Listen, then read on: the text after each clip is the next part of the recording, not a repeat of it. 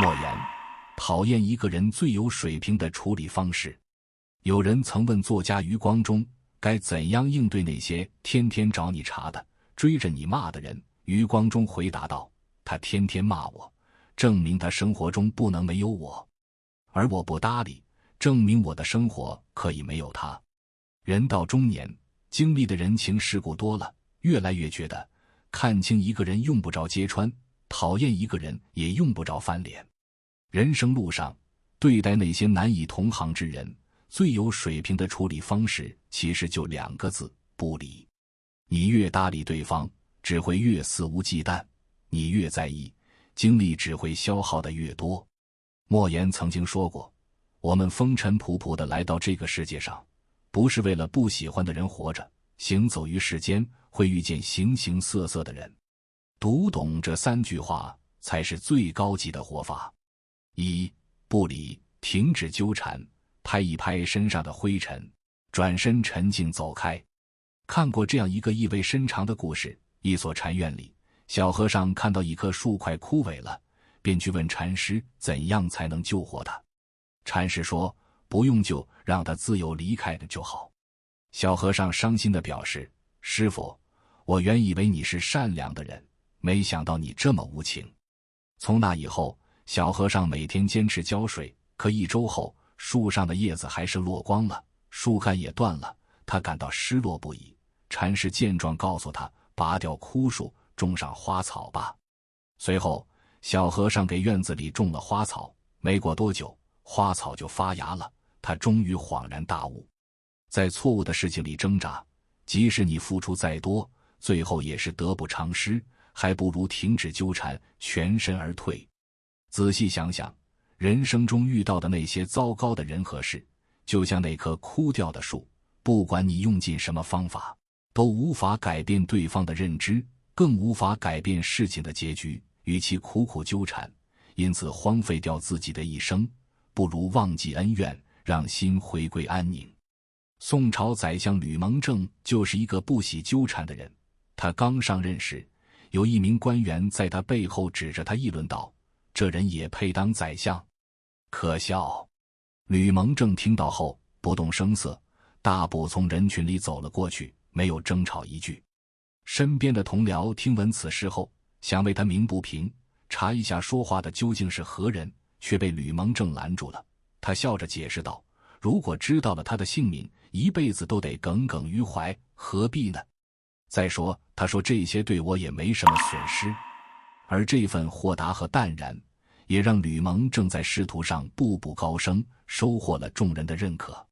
生活中有很多不幸，往往都源于纠缠太深，纠结太多。烂人之所以烂，是因为你总是习惯忍受，所以他就会更烂。破事之所以破，是因为你总是断不干净，它就会更破。最终这些烂人烂事缠着你，拖住你前进的步伐，让你陷进深渊，人生永无宁日。世界上最狠的报复就是不在乎。真正聪明的人，从不参与无谓的争执。遇到让你不顺心的人，记得把身上的灰尘拍干净，立刻转身离开，就是最明智的处事方式。不理沉默是金。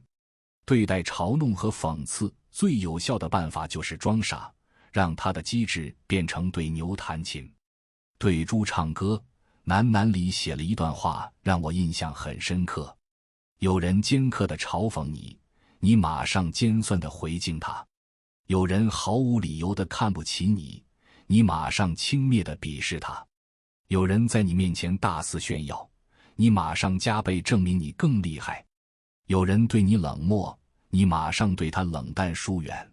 看你讨厌的那些人，轻易就把你变成你自己最讨厌的样子，这才是敌人对你最大的伤害。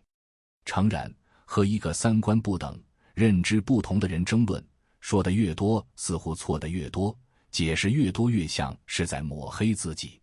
争论久了，除了浪费了自己的口舌，消耗了自己的时间，别无所获，甚至还会将自己拉到和对方一个层次上。不禁想起新东方名师李笑来讲过的一个案例，这个世界上有一群人坚信地球是平的，还为此专门成立了地平协会。当你拿着地球仪跟他说地球是圆的时，他会反驳道，这都是假的，人造出来的东西。当你把宇航员在太空拍的照片拿给他看时，他会继续辩解，对呀，照片明明就是平的嘛。他非要把黑的说成白的，就算把事实摆在面前也无用，他也要跟你抬杠，耗着你的精力，存心给你添堵。和这样的人较劲，你永远都是输家；和这样的人较真，你永远没有答案。就像军师联盟里司马懿说的那样，与愚蠢硬碰硬，拼个头破血流，岂不是更蠢人？这一生难免与愚蠢为伍，要学会向他低头。所谓低头，不是懦弱，不是无能，而是让自己全身而退的智慧。遇见志不同道不合之人，擦肩而过，就不要耗费自己的生命在无意义的人和事上。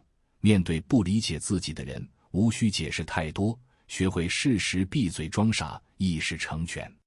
讲多少大道理，都敌不过一句随便你，费心准备解释，都敌不过一句随他去。人生下半场，保持常与同好争高下，不与傻瓜论短长的清醒，始终记得沉默是金，不理善待自己。我越自卑，越会受人重视，越会有能力，人生越游刃有余。怎样面对那些愚蠢的人？